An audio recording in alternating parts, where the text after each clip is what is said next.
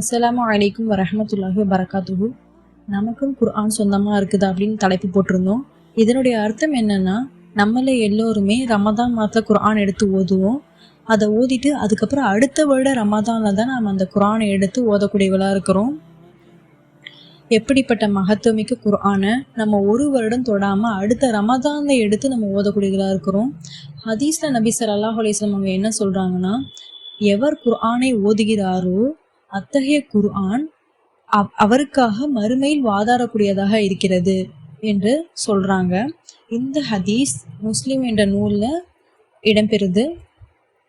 சுபஹானல்லாஹ், நாளை மறுமை நாளில் நமக்குன்னு யாருமே இருக்க மாட்டாங்க. அல்லாஹு தாலா எல்லா விஷயத்தையும் கேள்வி கேட்பான். நம்ம உலகத்தில் என்னென்ன செய்தோமோ எல்லாத்தையும் பற்றியும் அல்லாஹ் கேள்வி கணக்கு கேட்பான். நமக்காக அப்போ வாதாடக்கூடிய நம்மளுடைய பெற்றோர்கள் இருப்பாங்களா? இல்லை, நம்மளுடைய கணவன், மனைவி, நம்மளுடைய பிள்ளைகள் யாருமே இருக்க மாட்டாங்க. ஆனால் நமக்காக நம்ம ஓதுன நம்மளுடைய குர்ஆன் நமக்கு வாதாடக்கூடியதாக இருக்குது. நம்ம சொர்க்கத்துக்கு செல்ற வரைக்கும் அந்த குர்ஆன் அல்லாஹு தாலா இடத்துல வாதாடக்கூடியதாக இருக்குது. சுபஹானல்லாஹ், இன்ஷா அல்லாஹ். அதனால் நமக்காக நம்ம அதிகமாக குர்ஆன் ஓதக்கூடியவங்களாக இருக்கணும். அதாவது ஒரு நாளைக்கு ஒரு தாளோ அல்லது ஒரு 10 ஆயத்துக்களாவது இன்ஷா அல்லாஹ் ஓதக்கூடியவங்களாக இருக்கணும்.